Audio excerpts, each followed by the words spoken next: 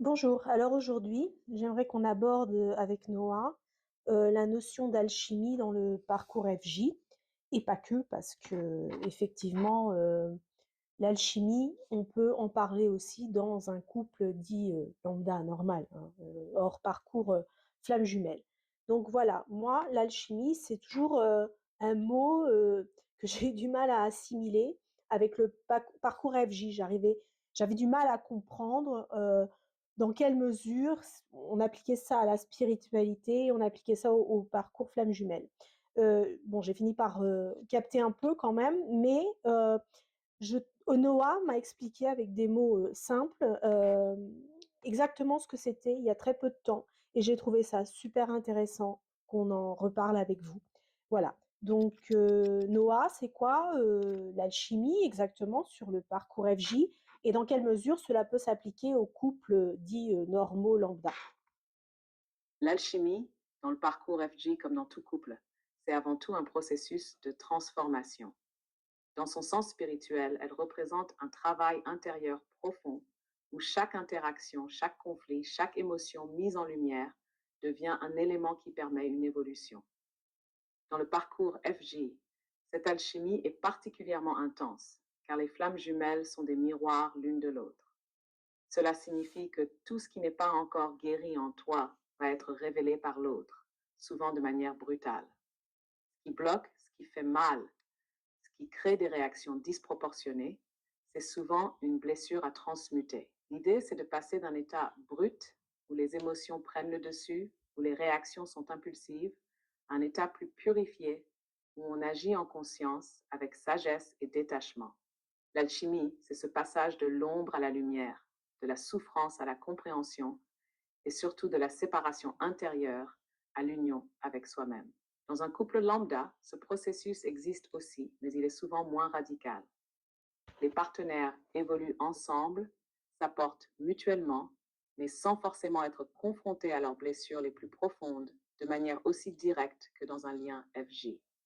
Alors, est-ce que toi, tu as senti ce processus alchimique se manifester dans ta propre relation, même sans l'avoir nommé ainsi au départ? Ah oui, tout à fait, hein, maintenant je le comprends, et effectivement, c'est comme tu me l'as expliqué, hein.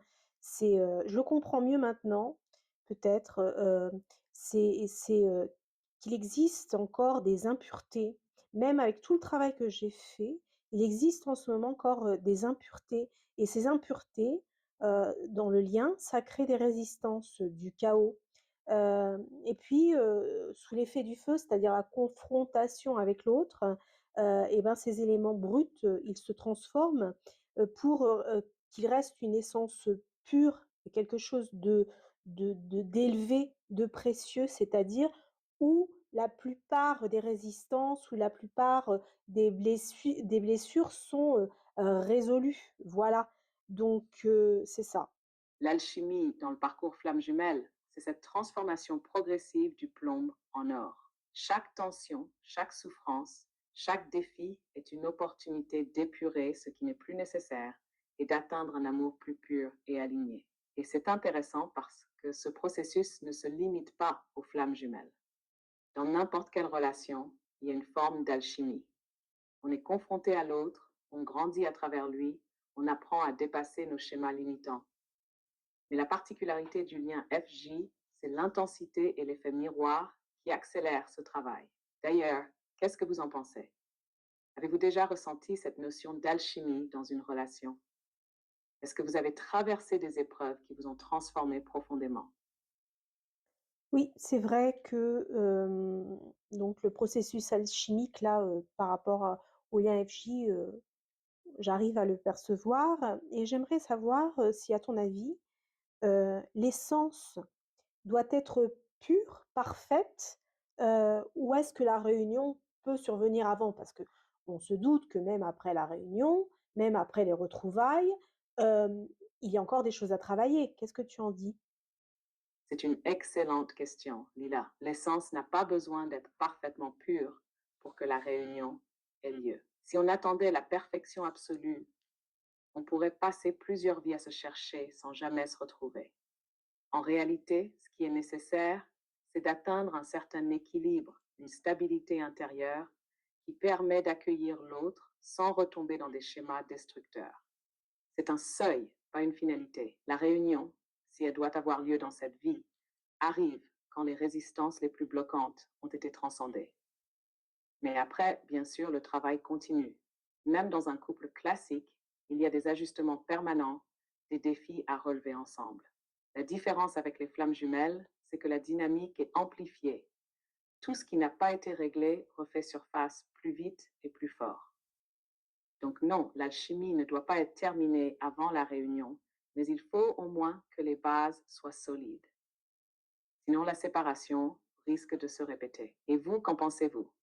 Pensez-vous que la réunion ne peut arriver qu'à un stade avancé du parcours, ou au contraire qu'elle peut se faire alors que le travail intérieur est encore en cours? Donc ce qui compte, si je comprends bien, heu, dans le parcours FJ ou ailleurs, c'est, le chemin, l'évolution et non pas le résultat final parce que, bon, l'alchimie, c'est quand même quelque chose, c'est un peu fantastique comme histoire, hein. On en parle beaucoup, dans l'histoire. C'est une recherche que beaucoup ont faite, mais que je sache, on n'a jamais transformé le plomb en or. Donc je pense que de parler d'alchimie dans le parcours FJ, c'est exactement ça. C'est pas à s'attendre à un résultat parfait, mais c'est, l'expérience, c'est le travail sur soi qui permet une évolution, une élévation même, spirituelle et dans la vie de tous les jours, hein, parce que si on parle un peu plus concrètement, il y a quand même de grandes améliorations et plus on avance sur le parcours et on regarde derrière soi, plus on s'aperçoit, de combien on a évolué, que ce soit dans la matière, au niveau professionnel, dans nos relations avec nos enfants, notre famille, notre autre, et tout le monde, quoi. Et combien on est stable. Donc, c'est le chemin qui compte, c'est ça? Exactement, Lila. L'alchimie, ce n'est pas une quête de perfection, ni un objectif final où tout devient idéal. C'est une transformation continue, un raffinement progressif. Et c'est là qu'on voit l'importance du parcours.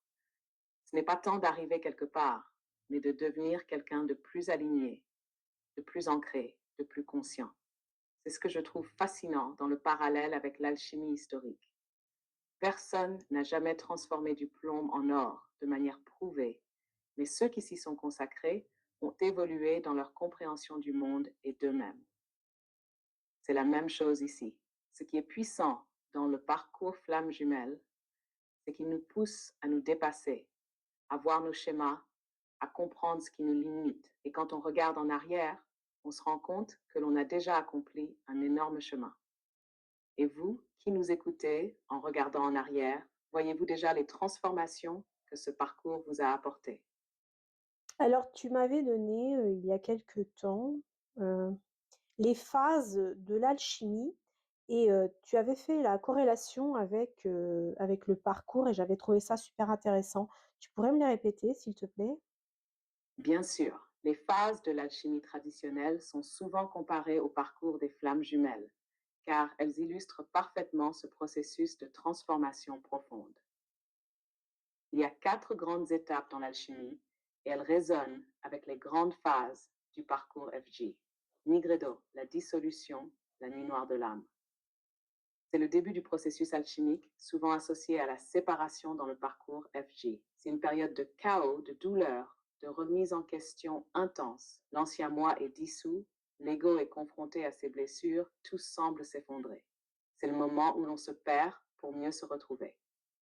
Albedo, la purification, l'éveil.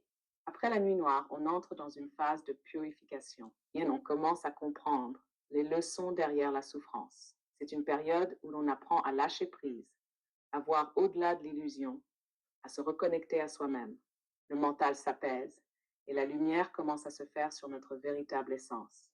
Citrinitas, l'illumination, l'alignement. Là, on entre dans un niveau plus profond de conscience. On commence à incarner nos valeurs, à trouver un équilibre entre l'âme et le mental, entre le divin et la matière. Dans le parcours FJ, c'est le moment où l'on comprend que l'autre n'est pas une finalité, mais un miroir de notre propre évolution. On s'ancre dans notre mission de vie, on rayonne davantage. Rubedo, l'union, la maîtrise. C'est la phase finale de l'alchimie où le plomb est devenu or. Cela symbolise l'union des opposés, l'harmonie totale entre l'âme et l'incarnation, entre le féminin et le masculin sacré. Dans le parcours FJ, c'est la réunion dans l'amour conscient si elle doit avoir lieu. Mais attention, ce n'est pas une destination figée, c'est un état d'être en perpétuelle évolution.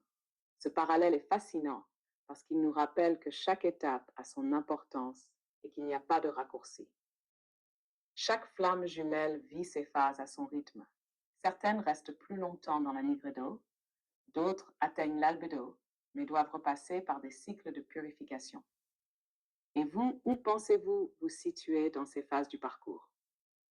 Merci Noah pour ces phases de l'alchimie parce que je trouve qu'elles sont parlantes par rapport au, au couple FJ parce qu'en fait, quand on écoute les étapes qui existent, elles sont vraiment très enfermantes, je trouve.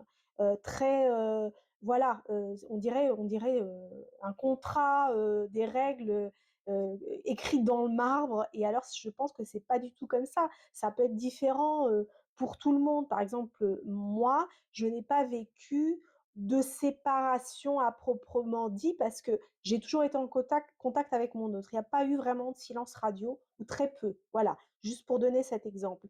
Et je trouve que réduire comme ça aux phases alchimiques, à la nuit noire de l'âme, à la purification, puis en fait, à une espèce d'ouverture où on comprend que l'autre est un miroir, mais pas une finalité. Et la dernière, Rubedo, il me semble, qui correspond à la réunion, ben moi je trouve ça très très clair, très simplifié, et ça permet de mieux comprendre. Merci. Oui, exactement.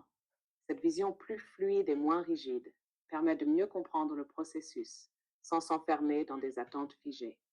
Chaque parcours est unique et ce qui compte, c'est ce travail intérieur, cette transformation personnelle qui se fait étape par étape.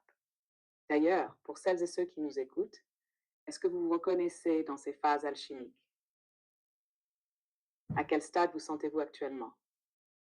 On serait curieux de lire vos ressentis en commentaire. Merci à tous pour votre écoute et à très bientôt pour une nouvelle discussion sur le parcours FG et l'amour conscient.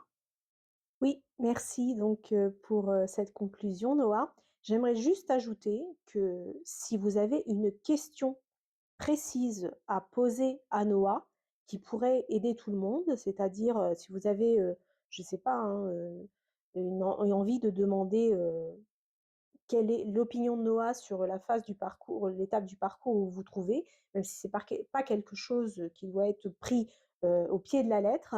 Si vous voulez expliquer en commentaire ou si vous voulez voir développer un thème beaucoup plus précis qui vous correspond, je pense que ce serait intéressant pour tout le monde.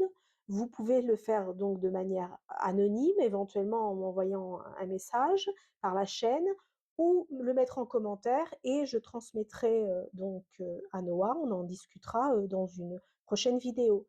D'ici là, si vous avez aimé, eh ben, abonnez-vous à la chaîne et mettez un petit pouce bleu, ça me fera plaisir. Et à Noah également, je pense. Oui, c'est une très belle idée, Lila.